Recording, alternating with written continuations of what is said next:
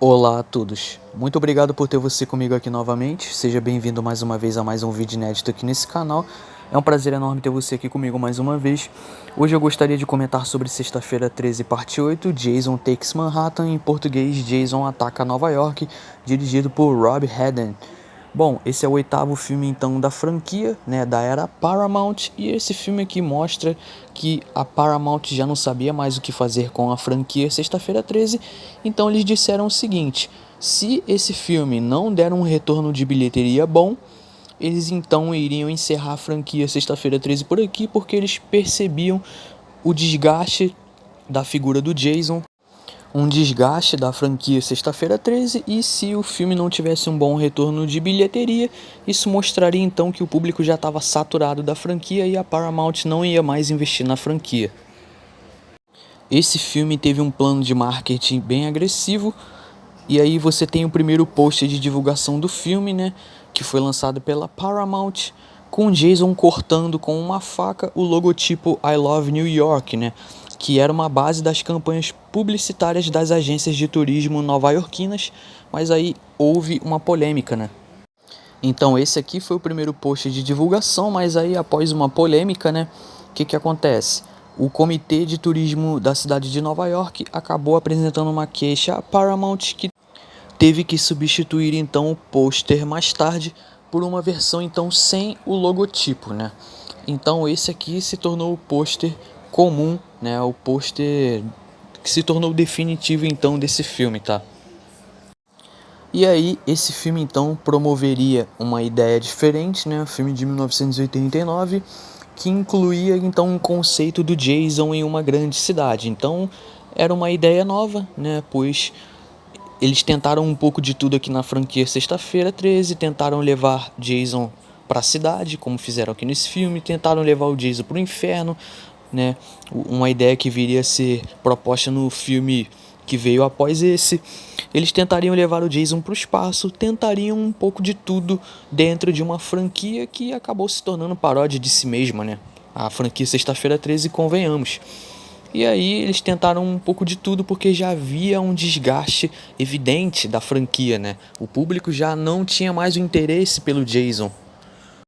A ideia original então era pôr Jason na ponte do Brooklyn, ou no Madison Square Garden, ou na Estátua da Liberdade também, porém devido a restrições orçamentárias, a Paramount optou então por filmar a maior parte do filme em um transatlântico, reservando as cenas de Nova York para o final, né?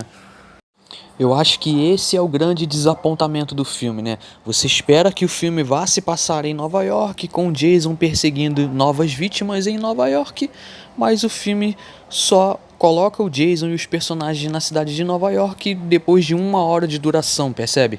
Boa parte do filme se passa num navio. Estudantes do ensino médio viajam em um navio com destino à cidade de Nova York para comemorar a formatura. Eles recebem a visita do maníaco Jason Voorhees, que ressuscitou em Crystal Lake e se escondeu na embarcação. O professor de biologia Charles, interpretado por Peter Mark Richman, está a bordo com sua sobrinha Rainey, interpretada por Jensen Daggett, que tem visões de Jason se afogando quando criança. Eles escapam do banho de sangue promovido por Jason no navio, mas precisam fugir do assassino mascarado pelas ruas de Manhattan. Bom, agora a minha impressão sobre o filme. Na minha visão, esse filme ele possui um emaranhado de ideias mal articuladas, a começar pela ideia de você tentar colocar Jason em Nova York e boa parte do filme não se passar em Nova York, mas sim se passar em um navio, que na verdade nem navio é um boat, né, um barco. Inclusive você tem essa cena aqui, né, do Jason entrando no navio, parece até uma esquete de comédia, chega a ser algo cômico, né? Parece que o Jason tá sendo representado em um filme como Todo Mundo em Pânico, né? Ou algo assim. E aí você tem um barco que tá partindo de Crystal Lake com destino a Nova York, para piorar. A gente sabe que continuidade nunca foi o forte da série, né, da franquia, e pelo visto a geografia também não é. E aparentemente Crystal Lake ele tinha uma ligação, né, com o Oceano Atlântico Norte, né? Porque como que eles fariam para sair de Crystal Lake e ter destino direto para Nova York? Percebe a incoerência? Então o filme ele possui muitos erros, tá? Você tem a cena inicial mostrando Jason sendo ressuscitado de uma maneira forçada ele conseguindo a máscara de hóquei também de uma maneira forçada.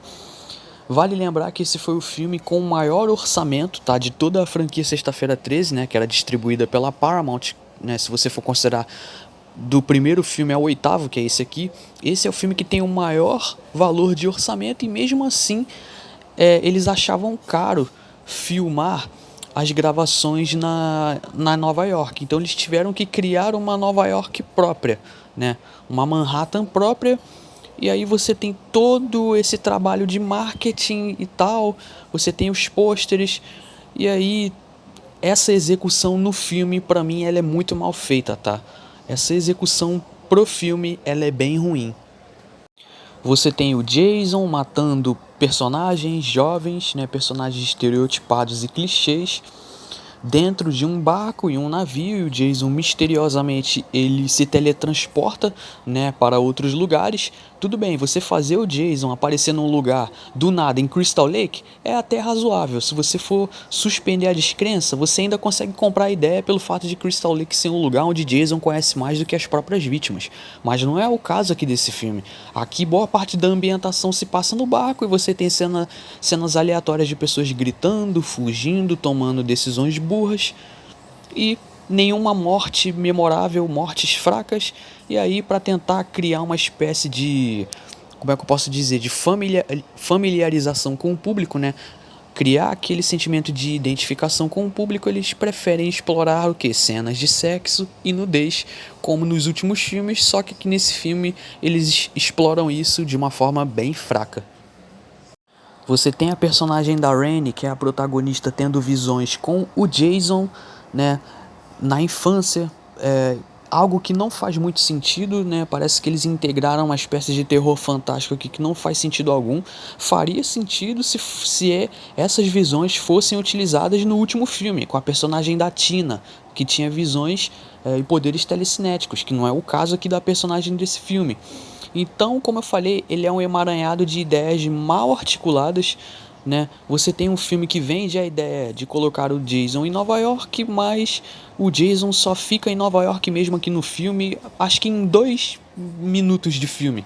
Apenas 2 minutos de filme realmente se passa em Manhattan, e aí você tem Jason perseguindo pessoas, mas de uma forma bem seletiva. Você espera um banho de sangue, mas o que você vê na verdade é Jason ignorando a maioria dos cidadãos nova-iorquinos e indo seletivamente atrás de 2 vítimas, né, que estavam, no caso, no barco, né? Tipo assim, péssimo. Você pega os ícones do slasher na época, né, no ano de 1989, Fred, Jason, Michael Myers, e os filmes que estavam sendo lançados nesse ano eram filmes ruins.